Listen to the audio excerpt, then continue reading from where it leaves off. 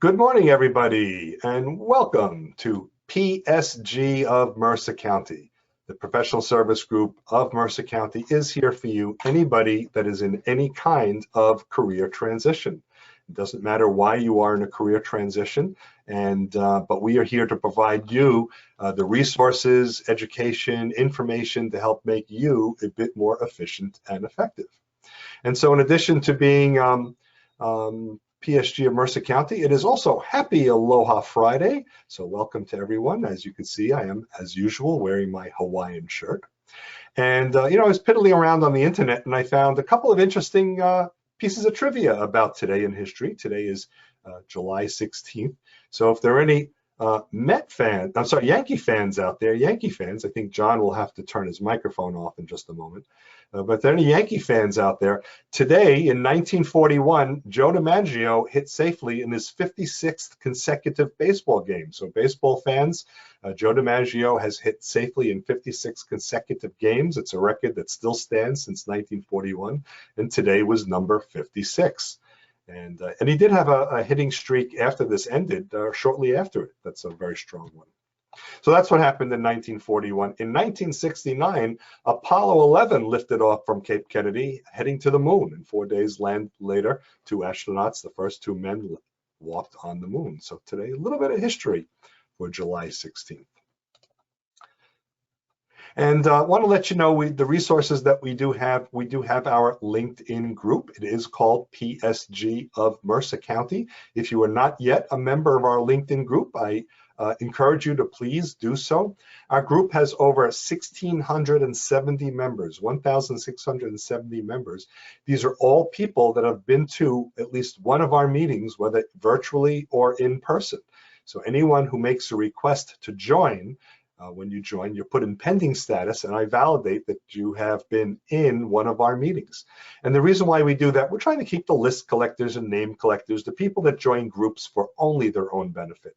And so since these are people that have been to our group, when you have a need to search your network on LinkedIn, if one of those people in your network are people in your group, even if they're not yet a first degree connection, you can still contact them and ask them for assistance. You may be able to find someone who's working at a company where you're interested in working as well. And there's a good chance those people will contact you back once you reach out because they understand job search. And you can share job leads and articles and other things that you have. Be active on LinkedIn. So if you get a really terrific job posting sent to you, but it's not in your field of interest, copy it out of your email and paste it into the LinkedIn group. LinkedIn will really appreciate that you have that activity. It will help your profile in LinkedIn as well. So our group is a great place to do that for you as well. In addition, we do have our website. It is psgofmercercounty.org, psgofmercercounty.org. And if you are new to our group, you want to go check that out. It is more than just a landing page. We have over 120 pages of content. We have a lot of information that does help you with career resources, personal wellness, and other things like that. We do have a professional development page. It's a link right at the top. In there is a link for e-learning. We now have links to 71 e-learning websites. So if you are still going through your job search and you're wondering what to do during your day between your job search, it might not be a bad idea to study something, learn something new, or maybe there's a technology you're comfortable with, but you need the latest and greatest version. Keep yourself educated. When you go for your interview and someone asks, what have you been doing since your last employment? Well, if you say job hunting, well, that's the truth maybe. But if you said, oh, I've been taking online classes, that's a stronger answer. So we now have links to 71 e-learning websites. And as we come across more, we do add. So we have a very good resource there. In the professional development tab on top, click on the e-learning link and you'll get to that page. So we do our best to provide as many resources as possible to people in career transition. In just a moment, I will be turning over the program to Michael Goldberg. Actually, I'm making him a presenter right now, so it's available. And so the program today, Michael will be giving his presentation, of course, and he will be doing his best to make this as interactive as possible. If you have a question on any of his bullets or slides as he goes through them, just raise your hand digitally. We use chat for questions and answers, and we ask that you use it one of two ways. You can just type the word question in chat. Just type the word question. That's the digital equivalent of raising your hand. And I'll be monitoring the chat. And when I see a question and I can find a nice break, I'll simply tell Michael, oh, excuse me, there's a question. And you can unmute yourself and speak with Michael right then. If you would rather not speak into the microphone yourself, or if you don't have a working microphone, what you can do is type the word question followed by your question, and I will read it out loud. And so I'm happy to do that as well. And Michael may be asking us questions and we can respond accordingly. So this is going to be a pretty interactive way. The reason why we ask you to put the word question is it helps your question stand out to me among all the other comments that people may be posting. And I'm going to do my best to find all the questions. And it just, when I see the word question, then I know it's a question and not just sharing your value proposition, your introduction to the group, or other things that you may be posting. And once I turn the meeting over to Michael, also I will be putting the link for the e-learning website webpage, so you can quickly get to it as well, so you can check chat later. We will be posting all of the chat in our meeting, in our website a little later for the meeting, as we will for the link of this recording and other information that Michael provides us. Okay, so looks like we are all set and microphones are off, so thank you for that, folks. So I am just very pleased to welcome back this morning Michael Goldberg. Michael has helped thousands of business owners, including financial advisors, insurance agents, brokers, bankers, hedge fund managers, attorneys, and accountants generate hundreds of thousands of dollars through knockout networking and referral strategies. His firm, Knockout Networking, helps professionals, like a boxer might do in the ring, make more and better connections through networking. Michael's online training platform, Knockout Networking University, is licensed through corporate offices of major financial services firms for use by sales producers in the field company-wide. Clients include Morgan Stanley, Merrill Lynch, Griffin Capital, Guardian Life, Northern Trust, SAP, and Lakeland Bank. When he's not speaking at conferences or sales meetings, Michael is an award-winning adjunct professor at Rutgers University and donates his time to speak with networking groups focused on job search. Michael has a weekly blog, 3-Minute Rounds. It's called 3-Minute Rounds, which reaches thousands of subscribers, and a brand new book, Knockout Networking for Financial Advisors and Other Sales Producers. It's published by Wiley and is available now on Amazon.com. So ladies and gentlemen, weighing in at 180 pounds, let's get ready to rumble. Michael Goldberg. Good morning, everybody. Give me a thumbs up if you can hear me, at least for those that I could see. Yep, we hear you. Your thumbs, all right. So let me do this. Can you see my slides? Give me a thumbs up. All right, this is good. All right, we are 2 for 2. We are like off to the races here. David, thank you very much for the intro and kicking everything off. And you know, I have to give you and PSG, just a great compliment. How organized this is. Just how many resources that you have available to everybody. I think is great, and just how succinct, organized, and strategic you are in setting this whole meeting up. I speak at a lot of meetings, and they ain't all like this. So kudos to everything that's going on behind the scenes. And I'm just hoping everybody takes advantage of the resources that are there. Also, I want to commend everybody for carving out. So there's a lot of people here. This is so great. Carving time out in the summer, like on a Friday, and a Hawaiian Friday, as it seems, right? So you're carving out some time which says something. It says that you're serious. So hopefully you're serious about getting in the ring and implementing some of the ideas that either I'm sharing or that you're sharing with the group. So thrilled to be here. Just in case you can't recognize like the backdrop, it's kind of usually I have like a screen thing, like the whole background, but of course with GoToMeeting, this is real. This is real. And which I don't think was in the intro is I also lead a national networking organization called the Networking Group. We are in 9 communities around the country, soon to be 10 communities around the country. We're going to launch Seattle in September. But we're all over the country, and this started off as a side hustle, and now it's like a side hustle gone bad, because I think we just got our 87th or 88th member, paid members, and it's really kind of a cool thing. It's really geared towards service providers and business owners and entrepreneurs and the whole thing. I share that because you got to know I live and breathe networking. I live and breathe it. So I've created a platform to allow people to get more better at it and actually, exchange referrals and the whole thing. I've been teaching, training, networking for the better part of 21 years. I mean, this is just, at the end of the day, I believe that you can solve almost all of life's problems if you know exactly what it is that you're after, because then you'll know where to go, what to say, and with whom. And that is networking. You've got to know exactly what it is that you're after. So this way you know where to go, what to say, and with whom. And that's online or off. And that's networking, baby. So that's kind of how I'm going to kick this whole thing off.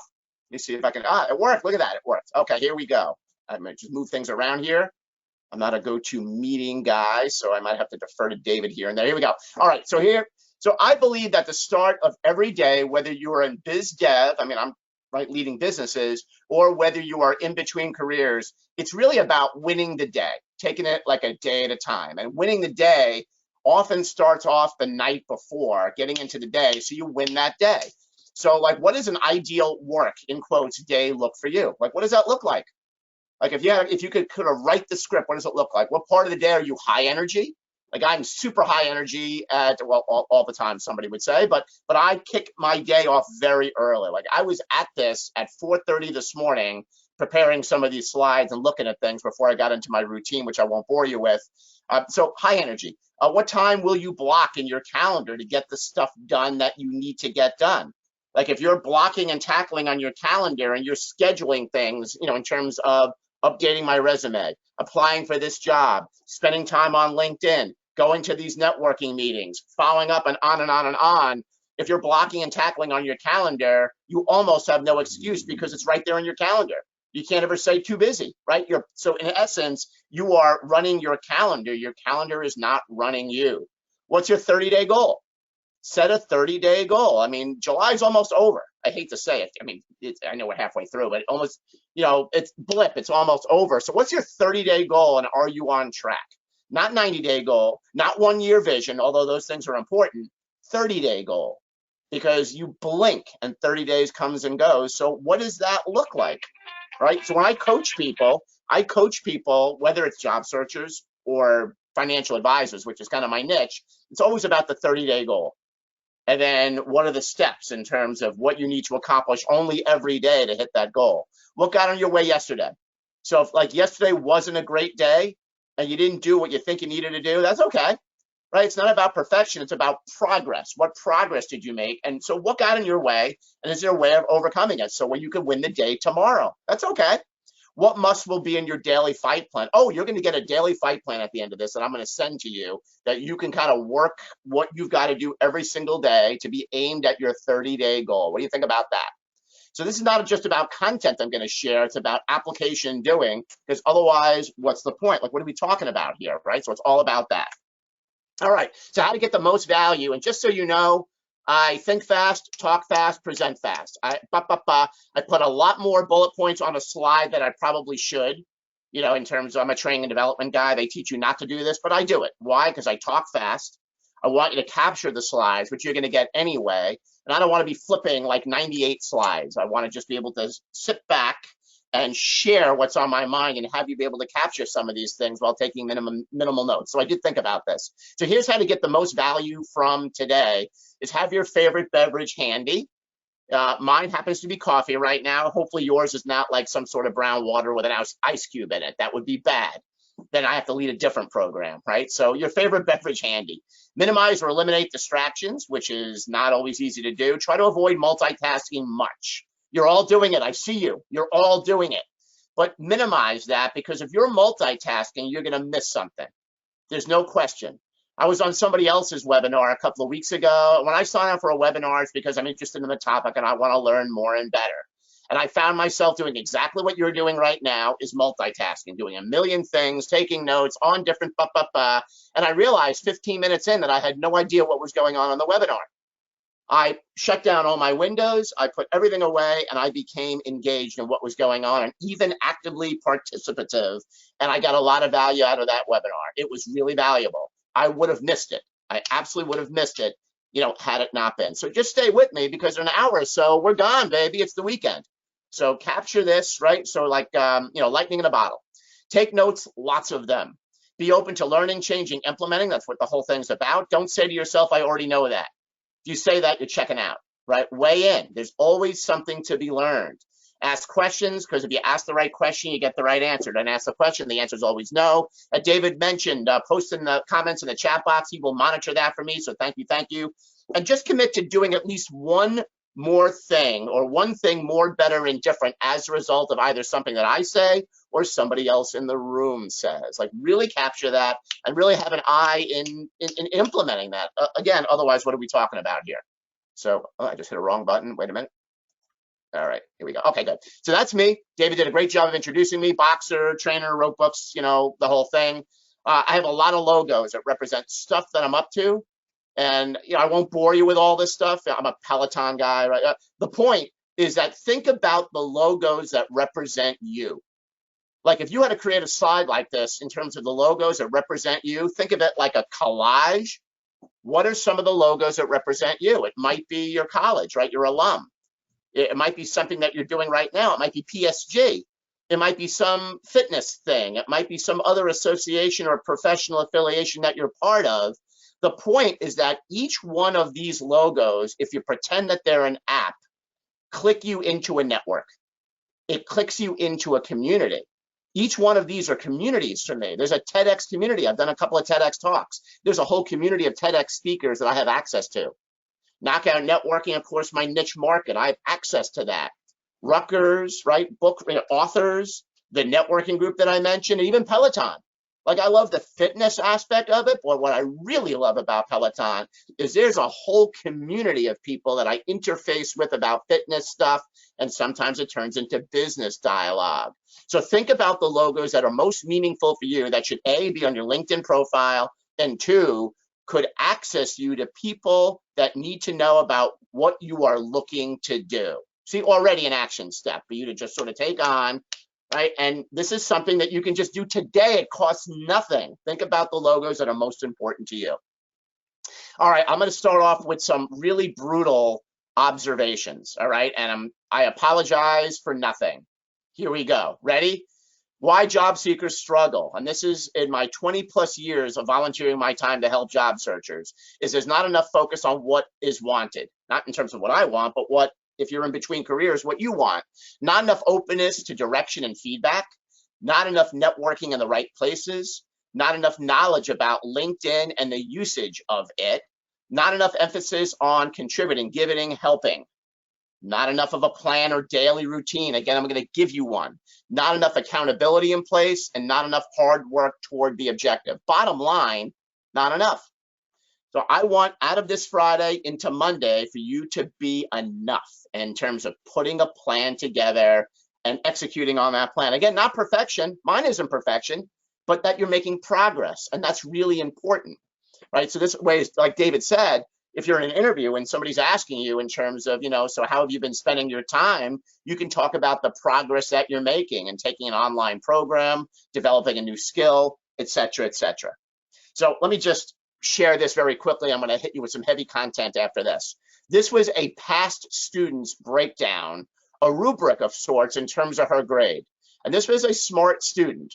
So on the left-hand column, 60%, it's a public speaking class that I teach at Rutgers. So this really happened. This is really a breakdown of her grade. She ended up getting a 65% or a D.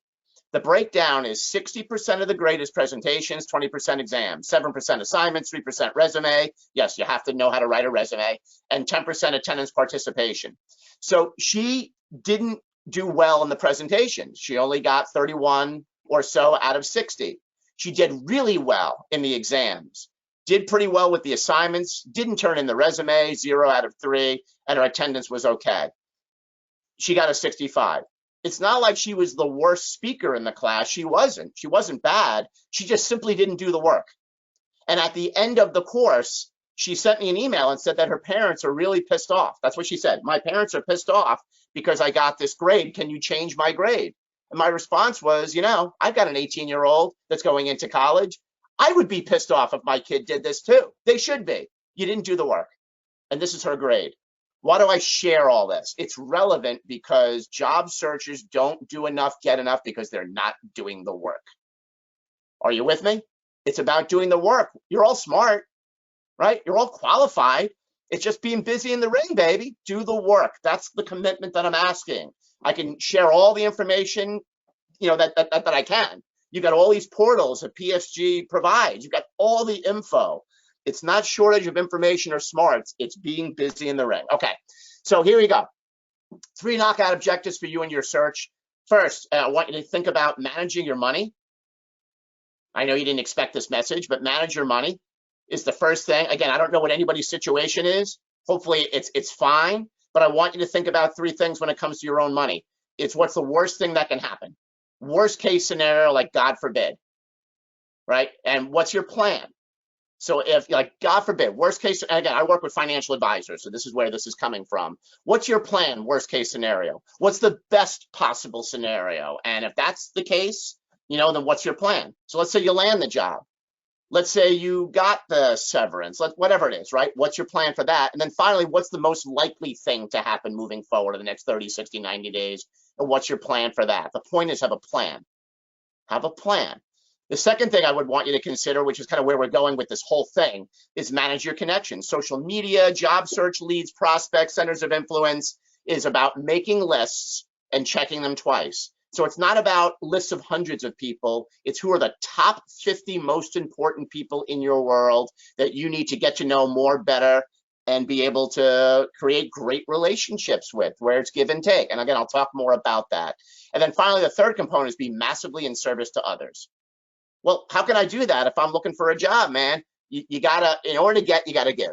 In order for networking to take, you gotta give. So how can, with your smarts, be massively in service to others? And I don't know if you can see the bottom part of what I have there in red. It might be cut off for some reason, but fear's kryptonite is a plan.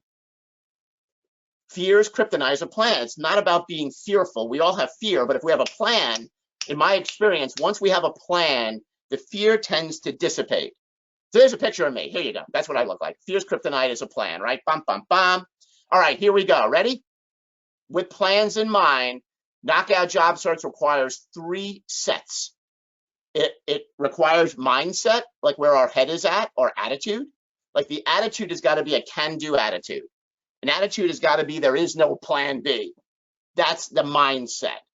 When I get into the ring and I compete, and I really do, my mindset is I am unstoppable. Honestly, that is my mindset. It's often my mindset for everything that I look to do that's important is I am freaking unstoppable. I really believe that. You've got to believe that too about yourself. Then the second thing is so mindset, skill set is what you do about it. It's the work that you're doing, networking skills, job search skills, communication skills, listening, learning. Those are all, right, the skill sets that we can develop, online skills. And then finally, the will set. The will set is having the gumption to be able to put a plan in place and work that only every day. And again, I'm going to give you a plan that might be helpful. So here are some examples of what a networking mindset might look like. And I do this, right? I really come from a place of care, concern. And when I get together with somebody online or now off, is my first question as we're getting comfy over a cup of Joe is, is everybody, you and everybody in your family okay? You don't know what people came out of right now. You just don't, and I've got personal stories, so does everybody else. So to me, I'm always just checking in with people. It's just a great way to build rapport, and it's just where I go. It's genuine. I want to just make sure that people are okay, because if they're not, that becomes the prominent part of the conversation, in my opinion. We all have stuff going on, and I'm just concerned about people.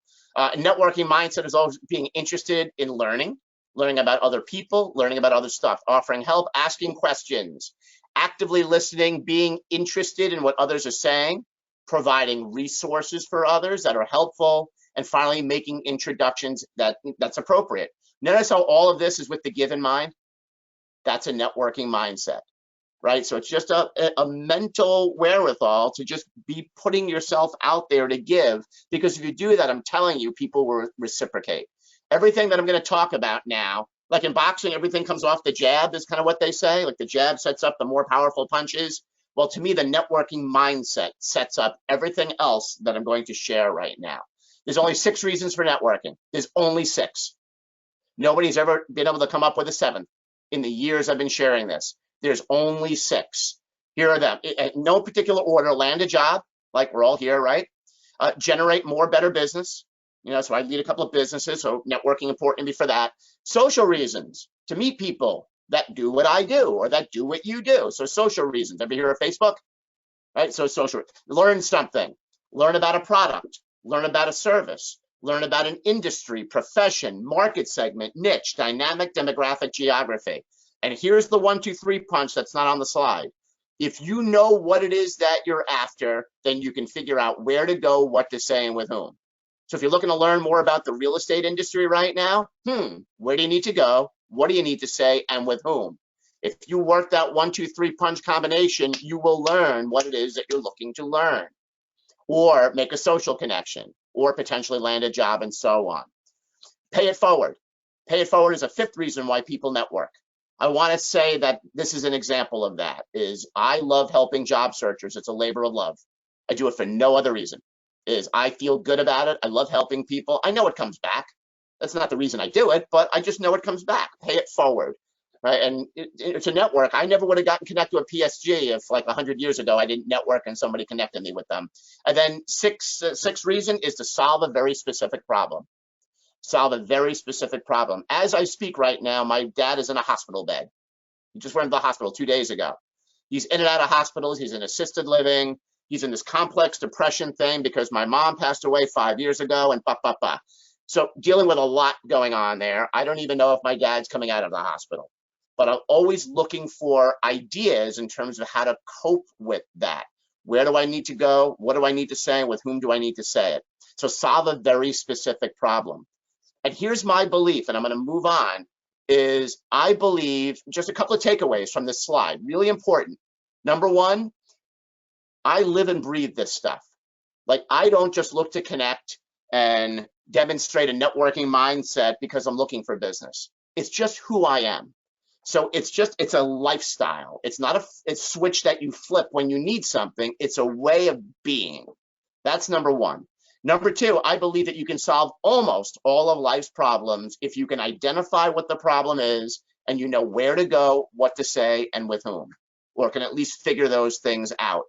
And the third takeaway is that with everybody that we're networking with, online or off, is that they are looking for one of, if not a combination of, these 6 things. Agreed? If we help them get what they want, I'm telling you, they'll help us right back about 1/3 of the time. And that's networking, baby. Right? So 6 reasons. Be really clear on what your reason is. And it's not just land a job, because you might be thinking, like, duh, obvious, but what type of job are you looking for? And I'm going to get into this. Industry, profession, market segment, niche, dynamic, demographic, geography, company name. If you can whittle that down and talk about that, you will get introduced, connected on LinkedIn or live and in person. It's just the way it works. You've got to be surgically specific. Does that make sense? Give me a thumbs up. So important. All right, here we go. Content. Here's my definition of networking. So that was the art. Now here's the sweet science of networking. Is I believe it's a proactive approach to meeting people to learn and help them. That's it. That's networking. Now you might say, well, can it happen reactively? Like, I just got back from a business trip from Vegas, and I was networking with some people, at the airport, and blah. I didn't plan to, but it just, right. I'm sure it can happen reactively. It can. I'm amplifying proactive because 2 reasons. One, job searchers, in my opinion, need to be very proactive.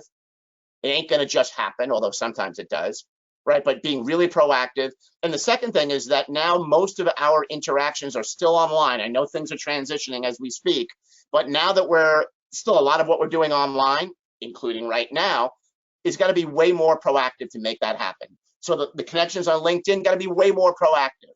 There's so many more people that are on there now, and Zoom and GoToMeeting and all the meetings that we're setting up got to be way more proactive.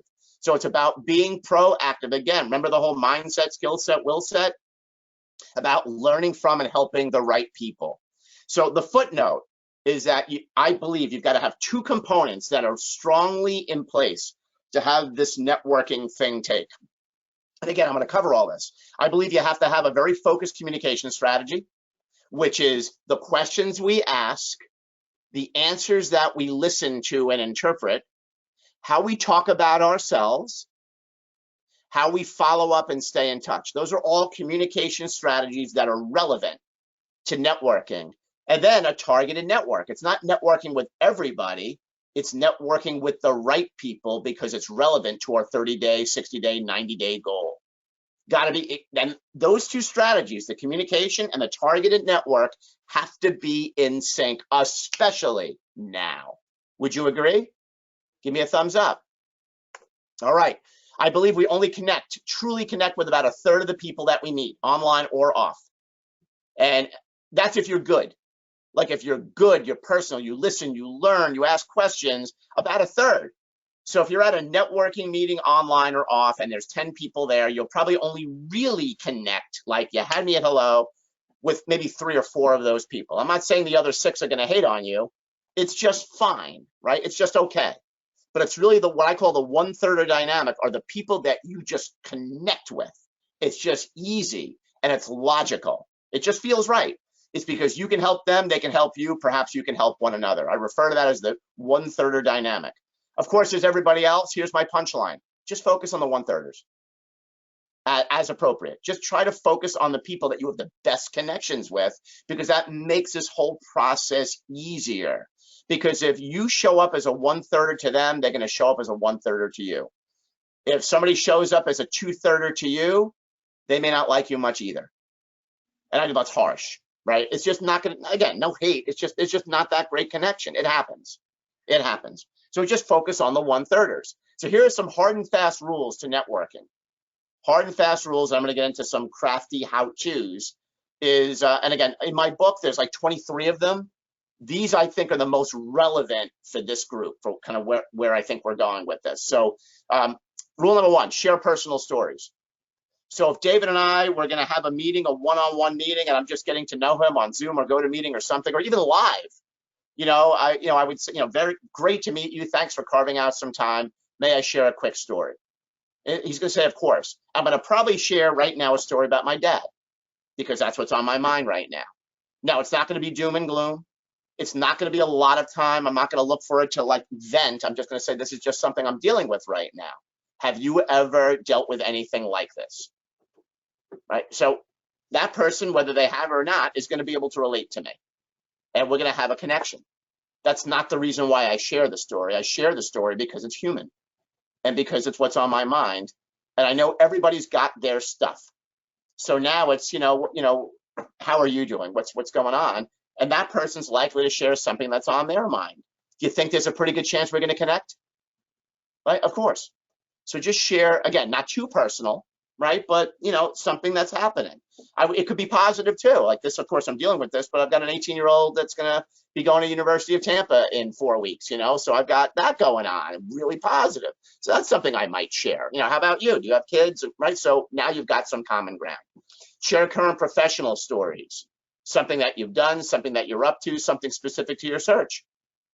Perhaps an experience that you have. Again, not a vent, not a complaint. Share solutions, ideas, nothing negative. Ask questions, be interested in other people. Okay, and we're going to get into all this stuff in a few moments. Focus on your target market, your niche. Listen more and talk less, even though I'm a speaker, and of course I'm talking a lot now because I have to. But when I'm networking with people, and certainly when I'm meeting with them, I don't do most of the talking. I only do 40, maybe 50% of the talking. Create and use your elevator speech. We're going to cover that. And be clear how others can help you. Again, the specifics. So important.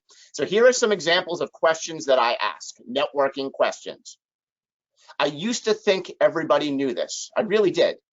I used to think everybody knew this. I thought it was common sense, but it's not. So here are some questions that I typically ask people, and probably where I'd be coming from if I was in job search, because if you ask the right question, you get the right answers. So I often lead with a story. Yes, not a question, but my question would be, David, great to sit down with you. Thanks. May I share a quick story? Right? There's my question. And that's how I would lead. What do you do for fun? So we're halfway through the summer. It feels like it's almost over. My gosh, what are you up to? Any vacations planned? What do you got going on? What do you, something fun. What do you do for work? Or, well, what do you, I'm just rereading my slide. What do you do for work, or who do you work for? Right, depending on the scenario. Are you in between careers? How long have you worked there? Do you like what you do and why? Do you like what you do and why? 66% of those that are working are not happy at what they're doing, most of whom are attorneys. What do you think about that? That's according to SHRM, right? Society of Human Resource Management. So I love to ask that question. Do you like what you do? Because my aim is to perhaps come up with a resource to help, right? To satisfy that. How do you market yourself? One of my favorite questions. I'm always looking to learn and help. So how do you market yourself, and what's working? And what is, what would you like to be working better? What are some of your interests? What are some things that you're up to? Where do you look to network and why? Are there podcasts or virtual meetings that you could recommend? Who would you love to meet and why? It is networking after all. And if I like them, about a third of the time, I'll say, I love what you're saying, David. It makes a lot of sense to me. I would love to brainstorm with you in terms of ways that I might be able to be a resource for you. Or simply, how can I help you with that? A third of the time, as you ask these questions, once that person responds, they're going to counterpunch with, how about yourself? So these are typically questions that I really want people to ask of me, right? So now it's just a light sparring match. Is this the end all and be all of the questions that I ask? No, right? But it gets me started and it keeps me pretty targeted. As other questions come to mind, I ask them. I think, what do they call that? A conversation. I just simply have a conversation. But isn't this a great roadmap into having a really rich conversation, right? And this is what it's about. All right, let's get into target marketing. And let me just take a quick break, take a breather. And David, any questions or anything posted?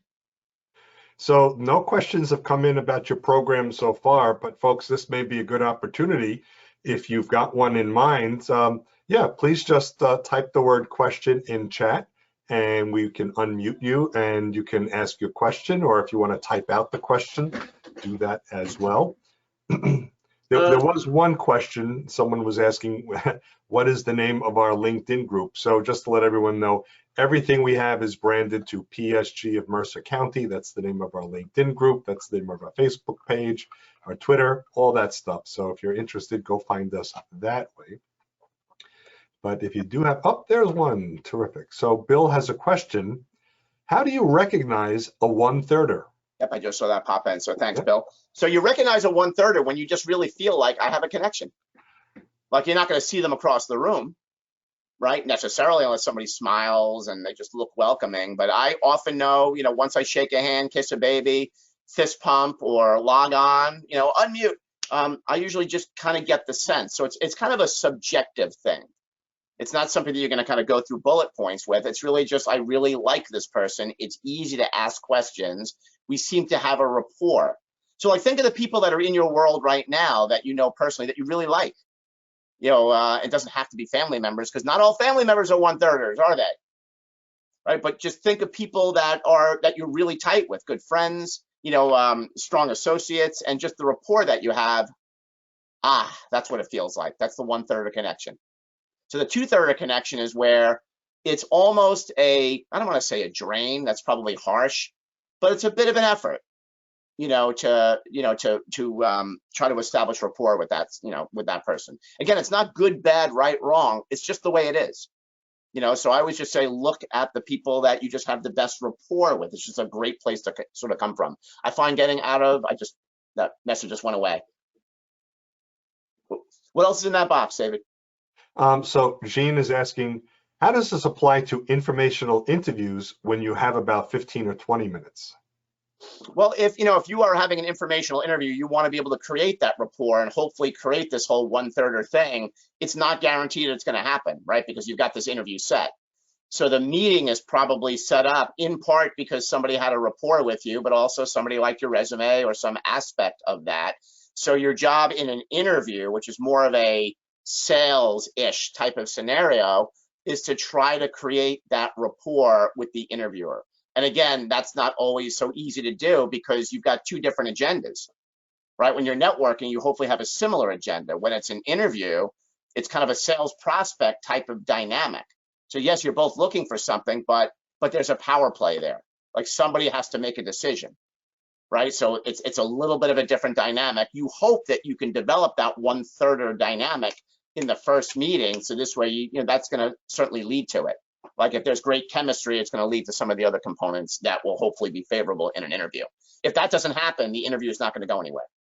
Like if they're, unless you're the greatest brain surgeon in the world, and that's what they're interviewing for, and they don't care about your bedside manner or your personality, they just care that this is what you do, that's a different story, but that's few and far between. If they don't like you, if they don't feel the 1/3 of love, it ain't going to go anywhere. It just won't. Great, thanks. Yeah, let's keep moving along. All right, here we go. All right, I believe you have to have a target market, right? I mean, at least to make it easier. Is it the only way to land a job? No, but I think it's the easiest way to land a job. Does anybody know who my target market is? I know David mentioned it before in my intro. Who's my target market? So you may want to put that in chat, or if you know the answer, quickly unmute and shout it out. Financial professionals. I thought you mentioned training and development. Well, I'm a training and development person, but my niche market is financial services. So my clients are Fidelity, UBS, Morgan Stanley, etc. My point is that that's my niche market. So I have a whole strategy in terms of where I need to go, what I need to say, with whom I need to say it. So it just makes that easier. In fact, I often have a list of companies that I want to work for.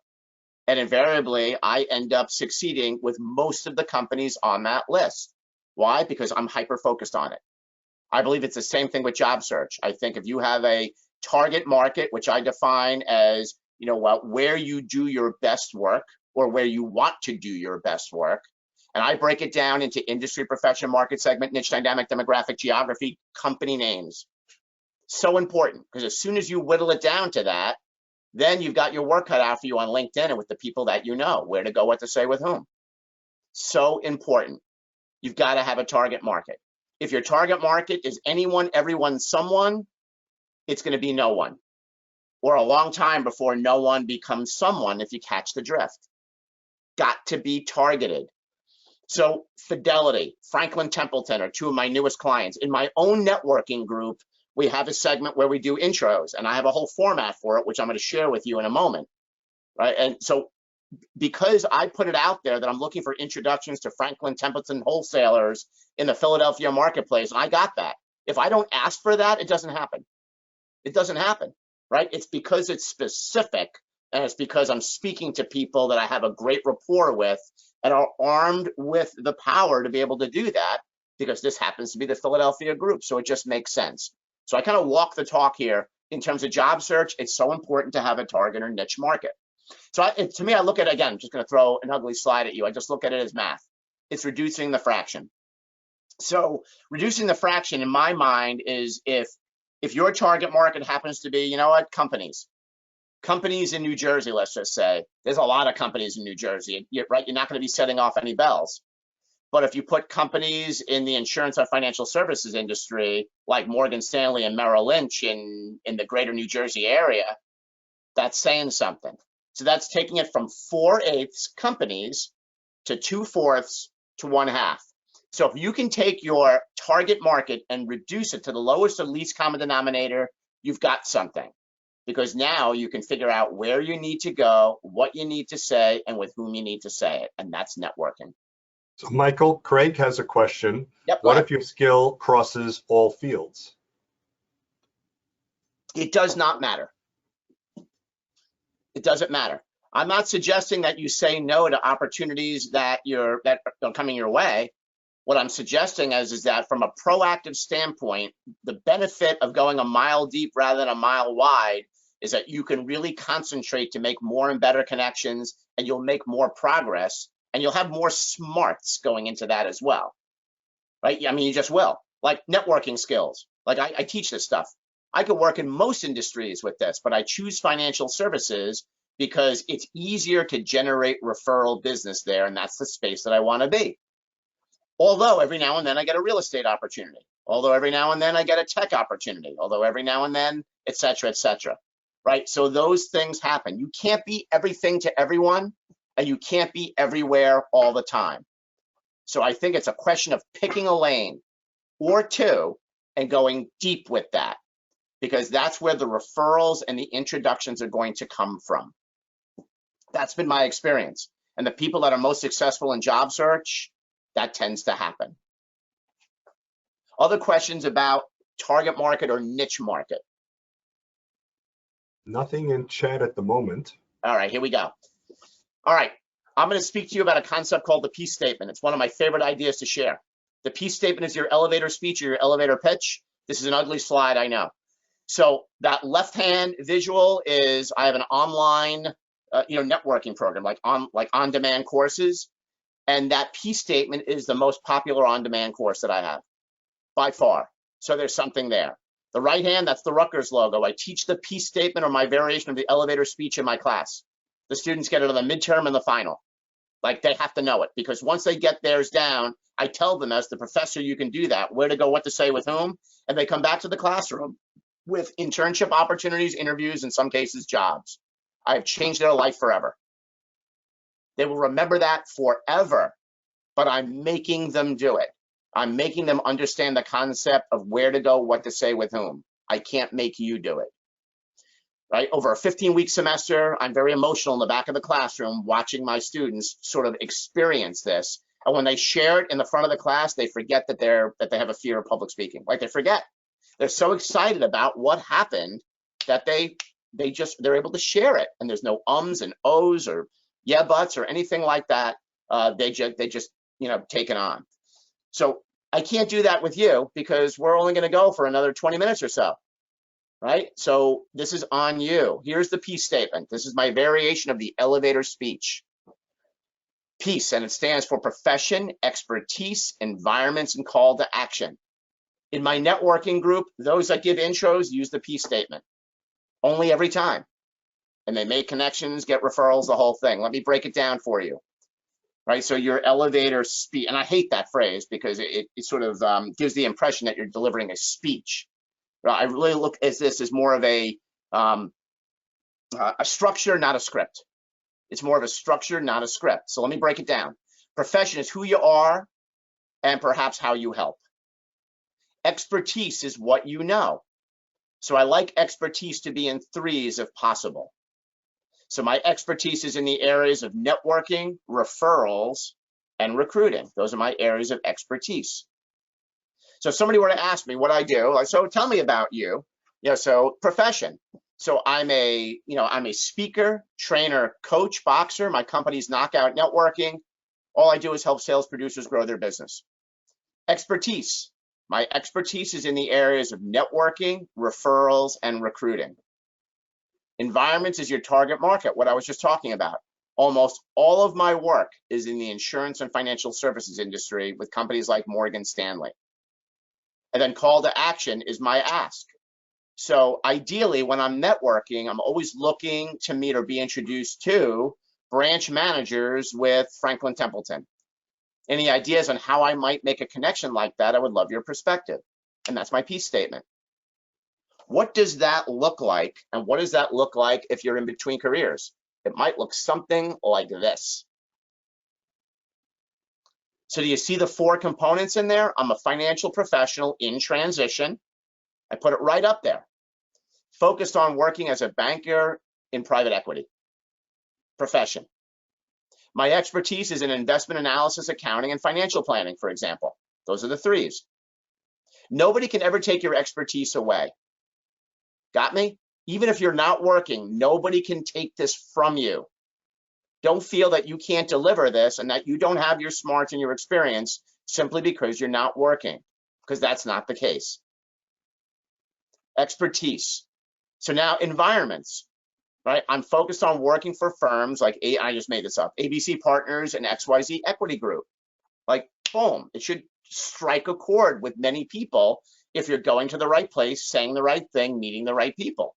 Here's the ask or the call to action. I'm always looking to meet or be introduced to CPAs, bankers, and financial planners. Any advice on how I might make a connection like that? I would love your perspective. It would be great. So what do you think about that? So what questions do you have about the peace statement? Again, you'll get these slides, so you can copy, paste, do what you got to do. And again, it's not a script, it's a structure. So with my peace statement, I could rattle it off if somebody were to ask me the right question because I own this. Like I just know what my profession is, expertise, environments, call to action. It's not like I've memorized a script. So I don't want you to be in the business of like line and verse of memorizing a script. I just want you to own and embrace these 4 components as it relates to you. And by the way, on the top of your resume, you should probably have a summary statement. And your summary statement should cover your profession, expertise, environments, and rather than call to action, should probably cover your strengths, or a P statement. That's how powerful this is. There's a question from Mike. I have a target field, but I'm told not to go outside my lane as to target companies. I have been in commercial banks, but would rather work in regional retail. Your thoughts? Okay. Yeah, so you would come up with I would come up with a list of target companies that are in the retail space. Right? You just come up with your list of 10 or 15 companies that you now have to do homework on. That's where you do your advanced search on LinkedIn. That's where you put that company in there and see how many connections that you have that are connected to that. And you just start working that list, and that becomes your work. All of a sudden you got homework to do, and you can network your way into that company potentially. Of course, you see their job board and see what you can apply for, but very often we network our way into opportunities, and that's a very good way of doing it because you're being proactive rather than reactive. Other questions? There are no questions right now. Okay, good. All right, so I'm going to move on. So I'm going to challenge you to create a P statement. Create a P statement. And it could look something like this. Just make sure it's got those 4 components. And I think the really smart aspect, like if you're really clever, this is not just cool stuff to say. It ends up being a marketing plan. Like once you start thinking about what this looks like, and you start coming up with a list of company names, this becomes your marketing plan in terms of where you need to go, what you need to say, and with whom you need to say it. That's the brilliance behind this, is that your work should be relevant to this. And if this is going to change, so be it, but it shouldn't change every day. And it shouldn't change reactively, like as you're speaking to people that you come up with another version of this. Like I think it's the other way around. I think you have your version of this, and again, structure, not a script, but then it's about attracting the right people to connect with, go to the right place, say the right things as a result of this, not the other way around. And that's the P statement. I have watched more job searchers land interviews, connections, the whole thing, just by using this statement alone. So here are some rules to the P statement. You got to be asked. Like you can't just work a room virtually or real life and say, hi, my name is profession, expertise, environment, call to action. Because as my daughters would say, TMI, too much info. But there's 3 exceptions to the you have to be asked rule. So if you are the speaker at an event, that's exception number 1. So I would have no problem at the beginning of this event is, if David didn't have a crafty intro, is sharing my P statement. Because it would be relevant because I'm the speaker. So it would dovetail right into what I'm going to talk about, which, by the way, the hidden message there is that if you're not speaking at an event, if that's not your thing, that's a great area of opportunity to develop, especially through associations that are in your target market where you could share your expertise. If you get in the habit of doing that and volunteering and sharing some of your expertise for attendees in your association aligned to your target market, it's kind of like networking on steroids. Like you'll get opportunities because you're sharing your smarts. So speaking is one exception to the you have to be asked rule. Second exception is, or you're in a meeting that avails you of a 30-second slot of time or a minute to do your intro. You now have one. Tailor-made, baby. Profession, expertise, environments, call to action. And the third exception to the you have to be asked rule is, or you already have a great relationship with somebody. So if you already have a great relationship with somebody, I can say something like, Peter, can I bounce something off of you? Sure, what's going on? Profession, expertise, environments, call to action. Any advice on how I might be able to make a connection like that? I would love your perspective, and you'll freaking get it. So you have to be asked. Second rule, keep it short, sweet, to the point. This should not be an hour and 15-minute diatribe. What I am doing is an hour and 15-minute diatribe. It should not be your P statement. 20 seconds, 30 seconds, or a minute if it needs to be. Be specific. This is about picking a lane or two. It is not one size fits all. Do not compromise your niche. Don't keep changing your niche because you think you ought to.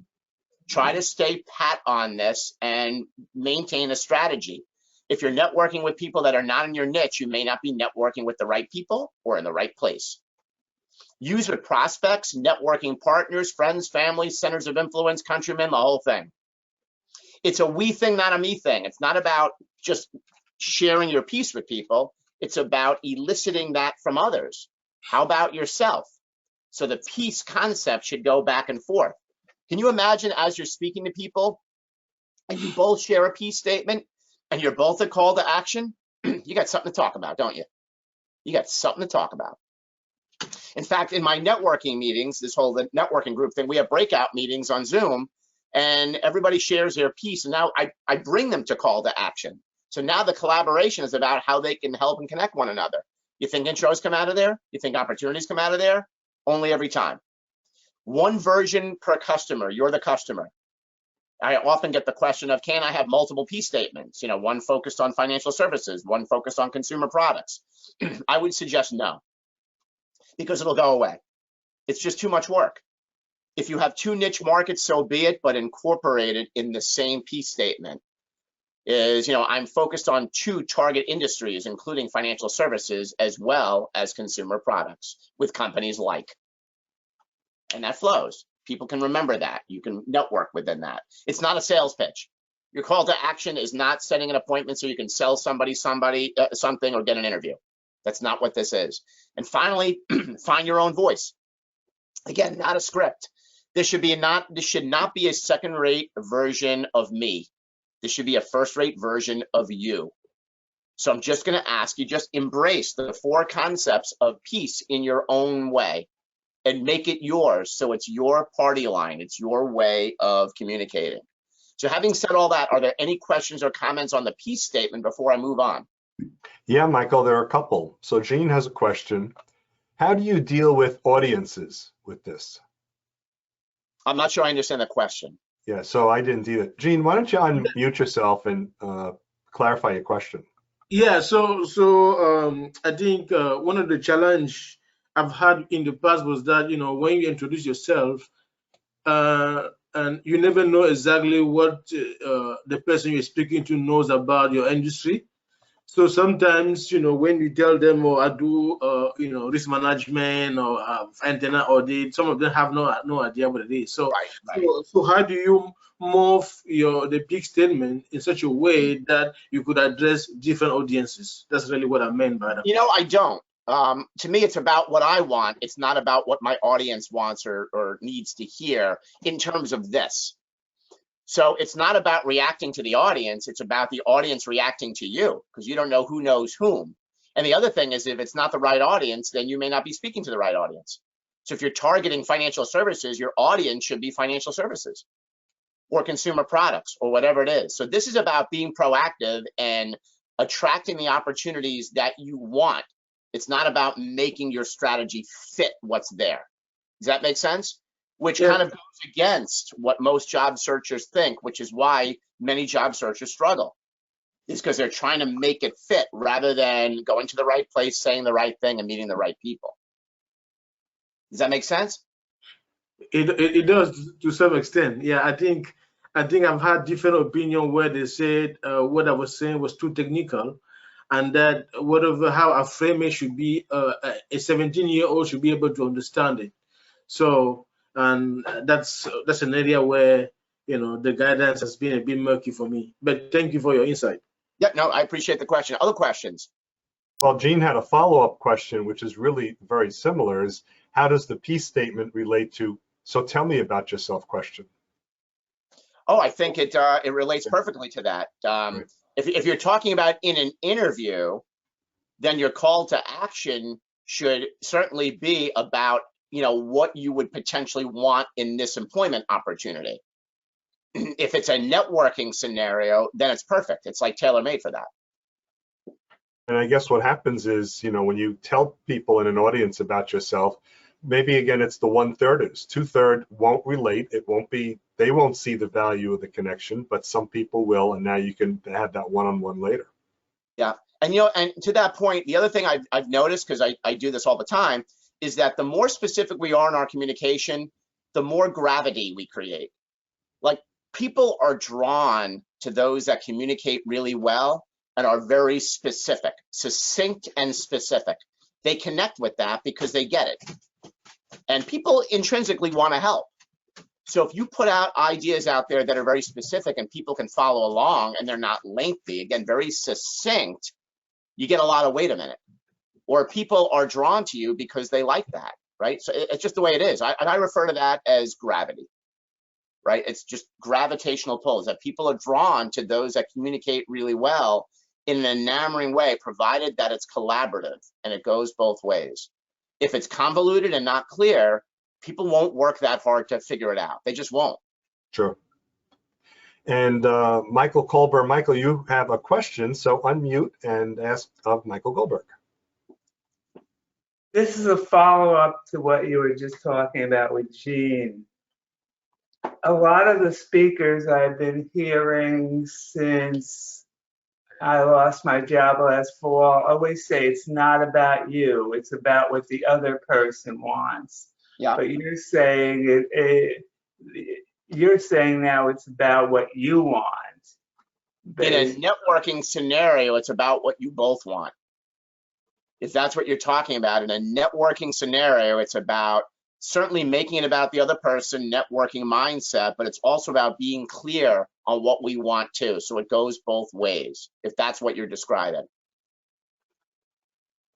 Okay, I guess they were talking more about, in trying to get a job. It's not about what you're able to do. It's about what you're able to do that will provide them with what they want. Again, I'm not clear on what you're describing. If you're in an interview, it's a little bit of a different dynamic because, of course, you have to be a fit for that role. So your clear communication is not going to really be in terms of peace statement, although it's a great answer to tell me about yourself, but it's really now about speaking to your resume and your background. So it's a whole different dynamic than what it is in terms of networking. So I just want to be clear about that. And it's interesting when Gene brought up groups, because in the days when I was much younger and I was working as an engineer, when you interviewed with a company, you might interview with 8 people, 4 of which might not have anything to do with your job at all. They may be very, very high up in the company. Sure. And so that's a different audience than the people who would be your peers or your immediate boss. Right. So it comes down to when someone is not particularly attached to what you're looking to do, what would you tell them when they said, tell me about yourself? I mean, they're at a different level of mindset than, like I said, your peers. Your peers are working with you on an everyday basis. They want to know something different than the VP of that business sector, who might I just think you want to amplify the messages that are most relevant to the position. So and again, we're talking about 2 different things. You're talking about interviewing, it sounds like, which is really not where I'm going here. It's a whole different conversation, right? So I'm talking about networking, making connections, getting referrals, introductions, the whole thing. But I mean, you can also wind up networking with someone high up. You might write a letter or an email or something to a VP and say, I want to learn more about your business. Would you give me, 25 minutes or a half, whatever? And if they agree to, they may be so high up above where you're going to be, how. Right, but in that scenario, it's not really perceived as networking. It's perceived as you trying to pitch a job.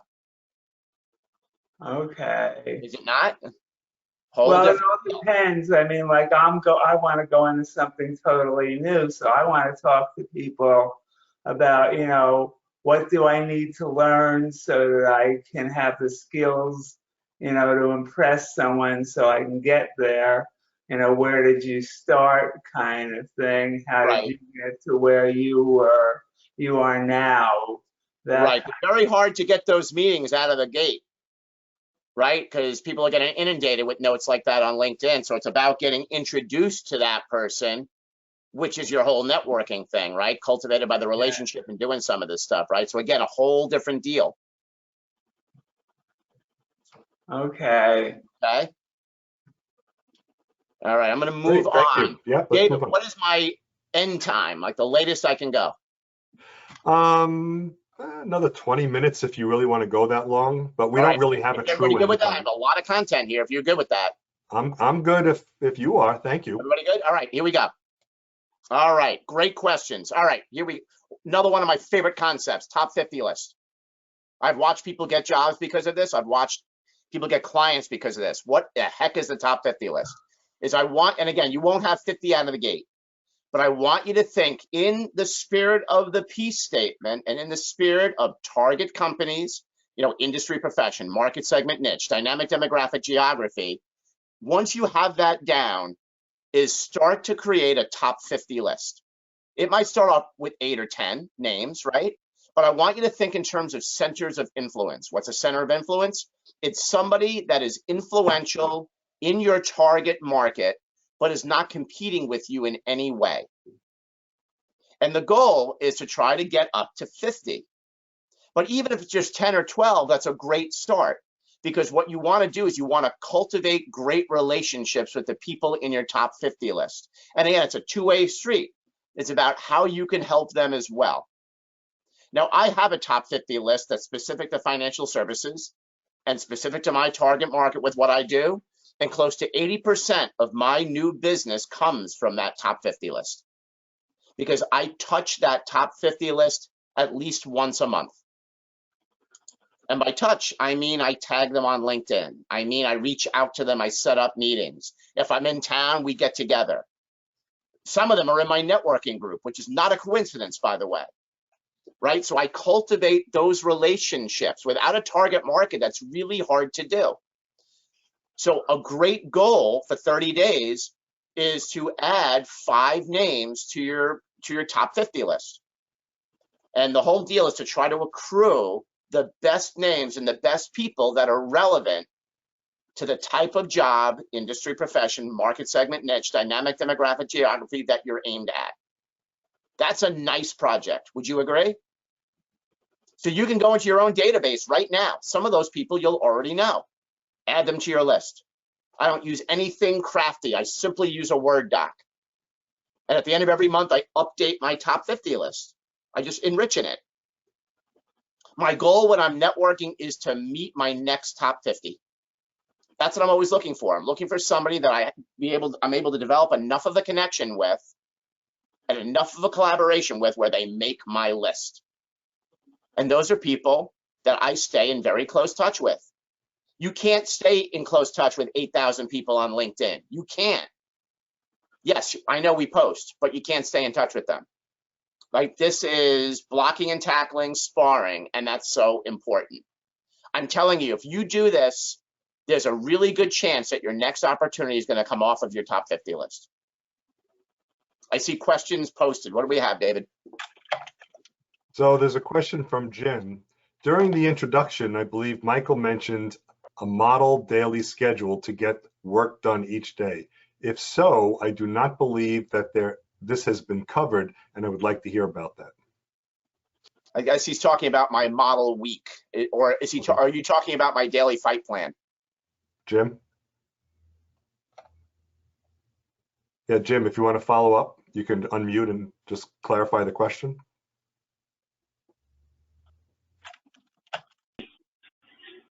Yeah, I was actually, I think it was a daily plan.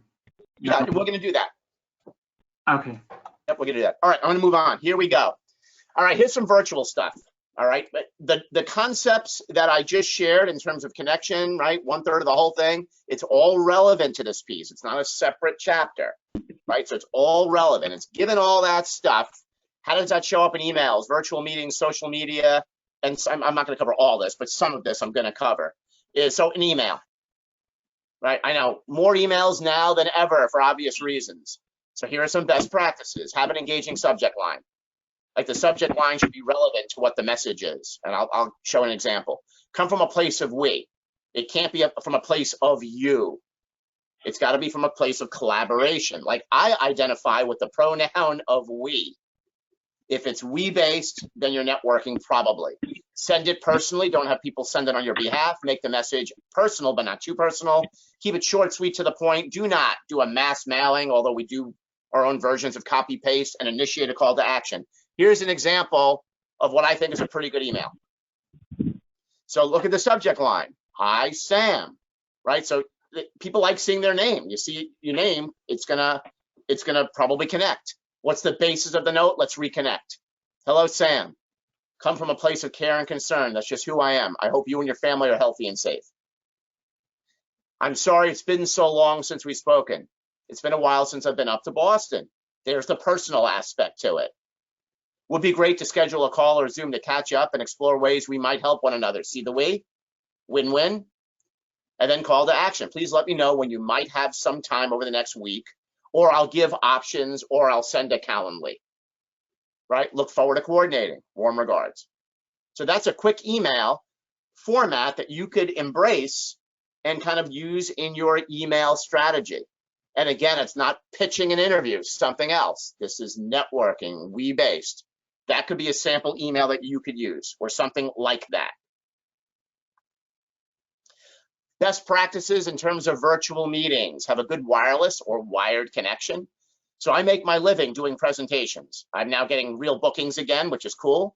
But otherwise, through the pandemic, I was doing a ton of these for these big financial firms, and I couldn't, well, watch my connection drop, right? I couldn't have my connection drop.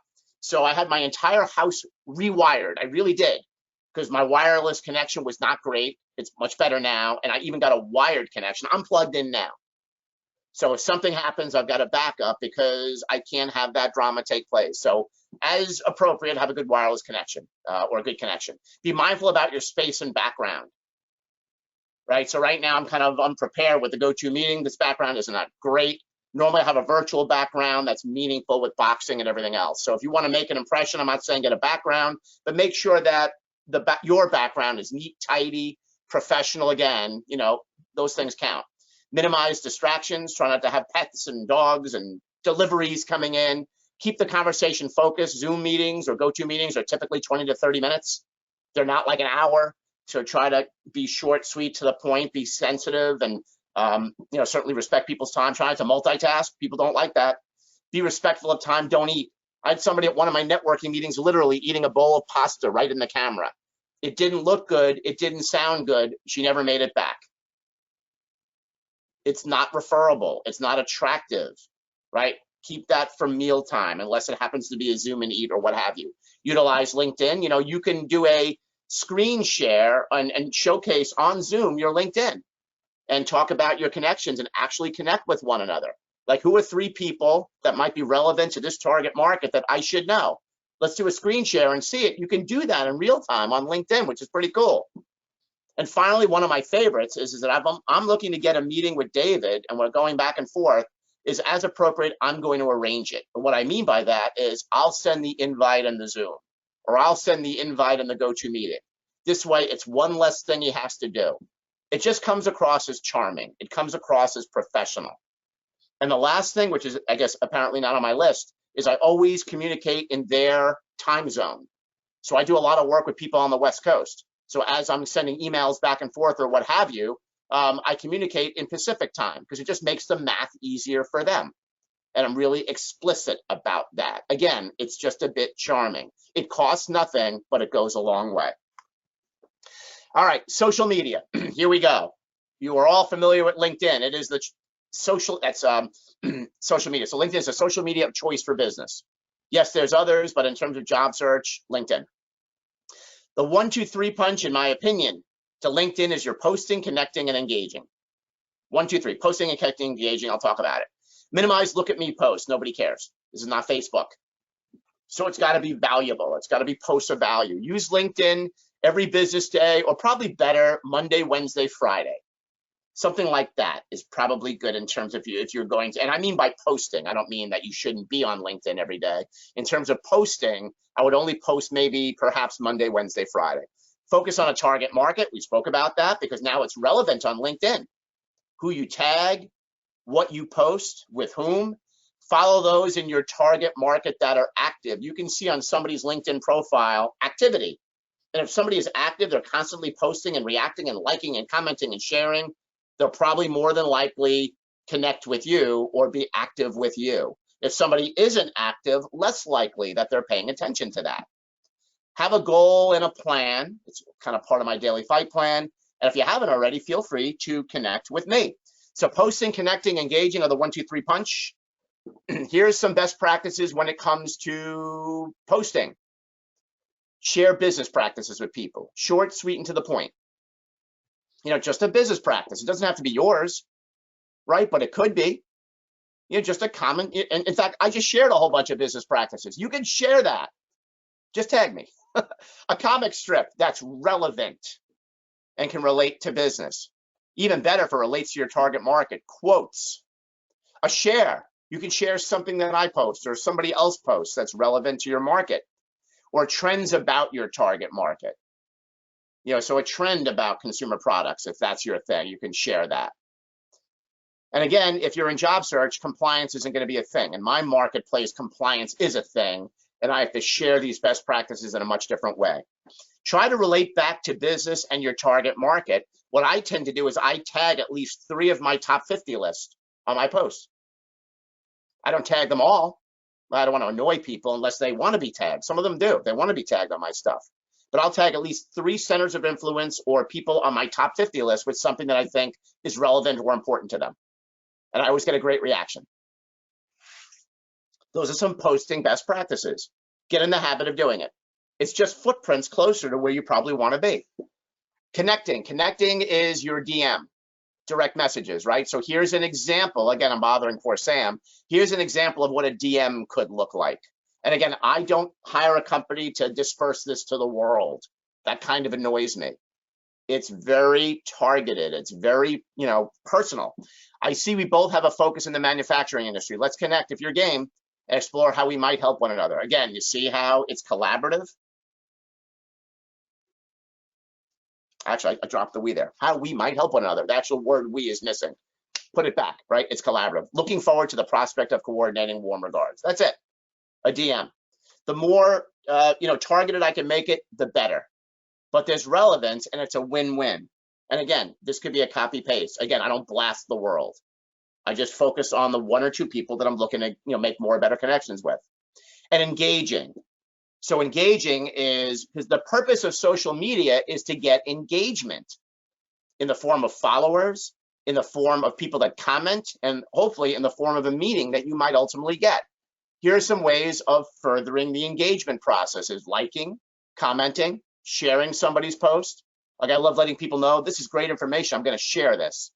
Tagging people, sending a follow-up DM, and inviting them to an event.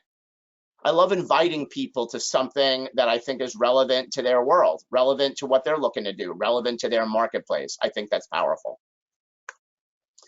So here's my system, right? Despite all that, my system is, it's all about your preparation, presentation, follow-up, and maintenance. So preparation is doing your homework in preparing for a networking meeting. Your presentation is what you're saying face to face. Face to face, nose to nose, belly to belly, or screen to screen. Presentation are your questions, or your elevator speech, or your peace statement, and any notes that you're taking. That's your face to face. And of course, your follow up. You set the follow up in your presentation phase. So if I'm speaking to David and it's been 20, 25 minutes, I'll say, this really was a great meeting. I think that we could probably help one another with ba, ba, ba, ba, ba. Would you agree? Of course he's going to agree. And I'll say something like, you know what, why don't we reconnect in the next couple of weeks and we can continue collaborating about ba, ba, ba. Are you open to that? Yes, he is.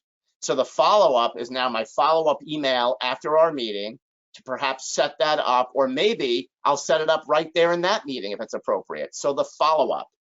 So FU, nothing great happens without the FU, as one of my clients says. So that's true.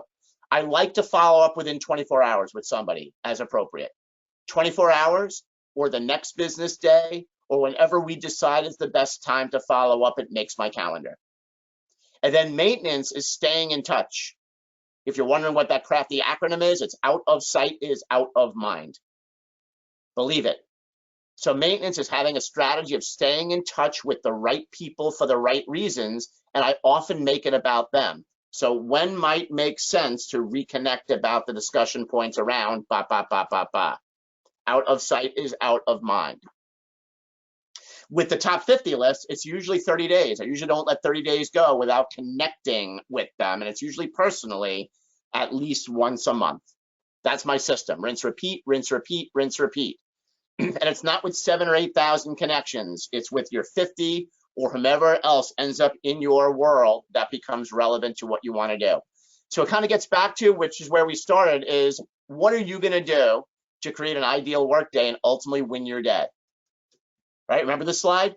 So it's really about winning the day and making sure that each day is a footprint 1/30th closer to your 30-day goal. So here's the daily fight plan. Bum, bum, bum. And I use this myself. And at the end of this, what I'm going to do is, along with the slides, I'm going to send a fillable PDF to David. And if David, if you wouldn't mind, you can certainly share it with everybody. I use this document myself only every day. So this is the breakdown of it, is write your 30-day goal, be specific. So every day, it's just about keeping your 30-day goal there. Right? Of course, if it's a fillable, you'll see it there. The reason is because you're looking at your 30-day goal every freaking day, and that's so important. Like, am I on track? Am I on track? Priorities. What should be completed today, no matter what? Like non-negotiables, the 2 or 3 items. The people, and I have this in 3 columns. And again, I have this laid out on a 1-pager. The people, who do I need to create a touch point with today? And I put it in 3 columns. Prospects, like people that I think are prospective employers or prospective referral partners, perhaps, but mostly prospective employers. People I'm waiting on for something, like I'm waiting to hear back from someone with a comment or with information. And the 3rd column is my center of influence or my top 50 list. It's so which 2 people on my top 50 list am I going to reconnect with today? Projects that I'm working on that I want to move forward. Again, not completing them, but what needs to get done today, or at least needs to be moving forward today.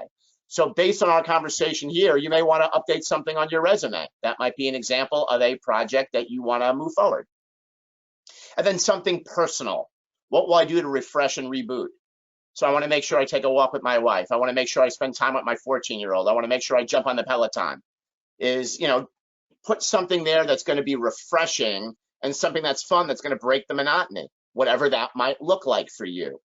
And as Muhammad Ali, I don't know if you've ever heard of him, a boxing guy after all, said, don't count the days. It's really about making the days count. Make the days count. If you work your fight plan every day, and I don't mean that this takes 8 hours a day, this might only take a handful of hours, so be it. But stay focused on your fight plan, and I'm telling you, great things will come out of it, because it's going to force you to go to the right place, say the right thing, and meet the right people. What questions do you have? I'm looking at the clock. I'm going to end right at 11:30. What questions, comments do you have about anything that I've discussed? Great, folks. So this is your opportunity for any questions now that Michael has just come through this wonderful program. This was very robust, chock full of information. Anything you want clarity on? Got a couple of thank yous, so that's terrific. I'm glad. Thank you from the folks for. Okay, that looks like Mike Tyson. Is that Mike Tyson? Or was it Ernie Shavers? I can't tell from the blur. No, it's definitely Mike Tyson. Okay. Low blow. Well, yes, it is. So everyone has a plan until they get punched in the mouth. You will see Tyson is slightly missing the mouth. Here's my final point, if there's no questions, is that we tend to do this to ourselves, especially job searchers, I'm here to tell you, is that we have the best intentions in mind.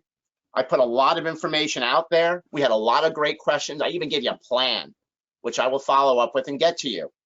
But most of you will not follow the plan. In fact, most of you will not take any of the information that either I shared or somebody else shared and do anything with it. What do you think about that? How's that for a way of ending a presentation? You have to prove me wrong. You have to prove me wrong. You have to come from a place of, I'm going to take one idea and I'm going to put it into practice. Again, it's not about perfection, it's about progress. I'm going to work on embracing this plan, like this daily, like he's giving us this plan. I do this with my clients, like, yeah, right. So I'm going to give this to you. So think about what you're going to put in place and frickin' put it in place. I started off in a way where why job searchers struggle. I don't want that to be you. And if I could be a resource in any way, like I love talking about this stuff, as you can probably tell, certainly ping me on LinkedIn and follow me for sure. I post information all the time, and I'm happy to be in your corner, everybody. So thank you. Go have a great weekend, great rest of summer. I'm going to turn it back to you, David, for finishing touches. Great. Thank you so much, Michael. Well, first of all, I'm so appreciative that you're a supporter of not just job seekers, but being involved with us here at PSG of Mercer County.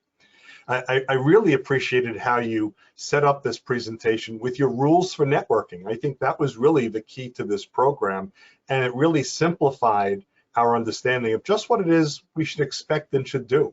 So I think that was just fantastic, and hopefully you're going to prove Michael wrong, and most of you will be following some of this. But if a lot of this is new or not yet clear to you, Michael will be providing the slide deck. Of course, that's without the context of his comments, but we also recorded this. It will be on our YouTube later today, so come back and revisit it, or watch the section or sections that you want a little bit of reinforcement. And certainly we appreciate that Michael is going to make himself available if you want to connect with him on LinkedIn or follow up with him. And what I'll do in a little while, excuse me, is I will look for Michael's LinkedIn address, whatever he's published publicly, and put that in chat as well. Chat will also be available to us. You know, just one last thing, David, if I could, and I'm sorry. Sure. And I'm not looking to pitch the book, but the book is not just for financial advisors. Like the concepts and way more that I've even shared here are there. So if it's something that you're interested in for just a couple of bucks, pick it up on Amazon. You know, it's really helpful to have a book on your desk that you're gonna, go through, because you're gonna create these action plans, so certainly feel free to do that, because usually once you have a book and you start reading it, you're more apt to implement and put concepts into place. And of course, I go into greater detail there. Absolutely. And, if you're interested, there may be key points in the book that are relevant and connect with you, a few that may not. So, pick and choose the ones that really relate to you best. I did just put Michael's LinkedIn address there. So Michael Goldberg on LinkedIn, although I spelled LinkedIn wrong, my apologies. It looks like Sam put one as well. I'm not sure if that's the same Michael Goldberg. So my understanding is there are a few other Michael Goldbergs in LinkedIn. They might be. A few less David Shuckmans, but probably a bunch of Michael Goldbergs. So good, thank you very much. And by the way, while we will end this presentation formally, or the meeting formally, in just 2-3 minutes, we will keep the session open for anyone who wants to kind of hang around the virtual meeting room and chit chat. And Michael, you're welcome to if your time allows. Of course, if you have other obligations, no worries at all. But we'll just kind of hang around the meeting room for about 20-30 minutes or so. But what we have coming up over the next few weeks, next week, we will be right back here virtually. Deborah Wheatman will be here, Coach Deborah Wheatman. Salary negotiations, a topic that we don't hear often enough, but we do get a lot of questions. So if you're interested in getting a perspective on the process of salary negotiation, we did talk about it a couple of weeks during the July 2nd presentation. So Deborah will go into it more deeply next week, July 23rd, right here. And what's special about Deborah joining us is she is in South Florida. So one silver lining with virtual meetings is we have had presenters who may not be able to visit us in person once we meet in person again. The following week is July 30th, and we're going to have a conversation with Jerry Crispin. Jerry Crispin will be presenting. It's a conversation with Jerry Crispin. He's going to make a very interactive program, and he's curious, what is it about your journey to find your next adventure? So that's really going to be really terrific that we'll all be involved to the extent that we want to be. He's making that very much available to us. And so other groups, tomorrow morning at 8:30 in the morning, the Career Support Group will be meeting. Lisa Magnocchi will be presenting Introduction to DISC. DISC is a behavioral test or study, so you understand behavior or the way other people act, the way you act. It's not really a way of getting yourself into job search, but really a way of better connecting with people by understanding their personality a little bit. And so you can go to careersupportgroup.org, and get the connection info. The meeting is free. You just need the connection info. Every Tuesday evening at 7:30 in the evening, job seekers, New Jersey job seekers will meeting. I did post the Zoom link in the PSG of Mercer County LinkedIn group yesterday, so you can go find that. And our cousin organizations, PSG of Central New Jersey meets Mondays at 10:30, psgcnj.biz, psgcnj.biz, and PSG of Morris County meets Wednesday mornings at 9:30, psgmc.org, psgmc.org. So that's what we have coming up over just the next couple of weeks. So we do hope everyone will have a good weekend and do well until we get to see each other or meet each other again. And hopefully in person one day soon, or maybe crossing paths at a grocery store or so. But if not, we'll look forward to seeing you virtually. And until then, I'll simply say, bye, everybody.